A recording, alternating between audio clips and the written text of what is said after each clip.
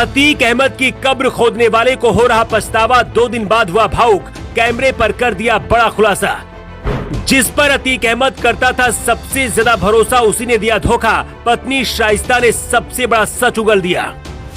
अतीक की मौत के बाद पहली बार सीएम योगी ने दिया जवाब। उधर शाइस्ता परवीन तक पहुंच गई यूपी पुलिस। ये वो शख्स है जिसने अतीक अहमद और उसके भाई अशरफ को दफन करने के लिए 10 घंटे तक कब्र खोदता रहा। जब अतीक अहमद दफन हो गया, उसके बाद अब इस कब्र खोदने वाले को बहुत ज्यादा पछतावा हो रहा है। कैमरे के सामने आकर इसने जो बात बताई है, उसे सुनकर आप भी हैरान रह जाएंगे। अतीक अहमद को धोखा देने वाला कोई और नहीं बल्कि वो शख्स है जिस पर वो सबसे ज्यादा भरोसा करता था। इधर अतीक अहमद की पत्नी शाइस्ता को यूपी पुलिस खोज रही थी। उधर एक चिट्ठी योगी आदित्यनाथ की टेबल तक पहुंच गई, जिसमें शाइस्ता परवीन ने पूरी कहानी बयां कर दी है। शाइस्ता ने जो खुलासा किया, उसके बाद से बीजेपी के अंदर भी खलबली मच गई है। कसारी मसारी के जिस कब्रिस्तान में अतीक और उसके भाई अशरफ को दफन किया गया है, अतीक की कब्र 7 फीट लंबी और 4 फीट चौड़ी है। वहीं अतीक के भाई अशरफ की कब्र 7 फीट लंबी और 3.5 फीट चौड़ी है। अतीक अहमद को बेटे असद के बगल में ही दफनाया गया है। यहाँ पर अतीक की माँ और पिता की कब्र भी मौजूद है। अतीक की कब्र खोदने वाले जानू खान को पछतावा क्यों हो रहा है, इसके बारे में भी आपको बताते हैं। जानू खान का कहना है कि पिछले 20 साल से कब्र खोदने का मैं काम कर रहा हूँ, लेकिन पहली बार मुझे पछतावा हो रहा है। मैंने कभी नहीं सोचा था कि ये दिन भी आएगा जब मैं खूंखार गैंगस्टर की कब्र खोदूंगा, जिसने कई लोगों को मार डाला और हजारों परिवारों को नष्ट कर दिया।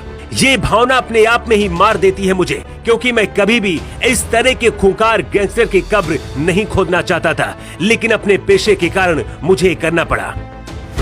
अतीक अहमद के साथ गद्दारी करने वाला कोई और नहीं बल्कि उसका राइट हैंड कहा जाने वाला गुड्डू मुस्लिम ही है। दावा किया जा रहा है कि गुड्डू मुस्लिम ने ही असद की भी रेकी कराई थी, लेकिन अतीक का वफादार गुड्डू मुस्लिम दगाबाज कैसे बन गया, इसकी वजह आपको बताते हैं। अतीक अपने बेटे असद को बचाने के लिए गुड्डू मुस्लिम के कई राज पुलिस को बता चुका था। ये बात जब गुड्डू मुस्लिम को पता चली तो वो भी आग बबूला हो गया। इसके बाद गुड्डू मुस्लिम ने खुद को बचाने के लिए अतीक अहमद के खिलाफ ही चक्रव्यूह रचना शुरू कर दिया। असद के एनकाउंटर से पहले गुड्डू मुस्लिम झांसी पहुंचा था। इसके बाद अतीक की हत्या होने के बाद गुड्डू मुस्लिम ने 15 तारीख को अपना फोन ऑन किया था, जिसकी लास्ट लोकेशन कर्नाटक मिली थी। मौत से 2 सेकंड पहले अशरफ भी गुड्डू मुस्लिम के बारे में कुछ बताना चाहता था, लेकिन उसी वक्त उसे धुआं कर दिया गया।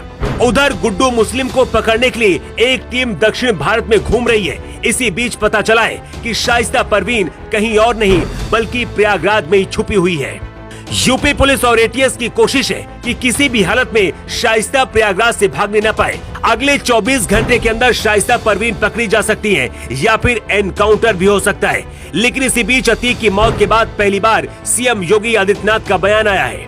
लखनऊ में एक कार्यक्रम के दौरान योगी आदित्यनाथ ने कहा है कि अब कोई भी माफिया किसी को डरा नहीं सकता है। सीएम योगी ने कहा कि 2017 से लेकर 2023 तक एक भी दंगा यूपी में नहीं हुआ है, एक भी बार कर्फ्यू यूपी में नहीं लगा है। अब कोई माफिया या फिर अपराधी किसी को फोन से डरा धमका नहीं सकता है। योगी के इस बयान से माफिया और अपराधी और भी ज्यादा खौफ में आ गए हैं। योगी के इस ललकार से पता चलता है कि अभी योगी आदित्यनाथ रुकने वाले नहीं है। माफिया, अपराधी और गुंडों का ऐसा ही हश्र होता रहेगा।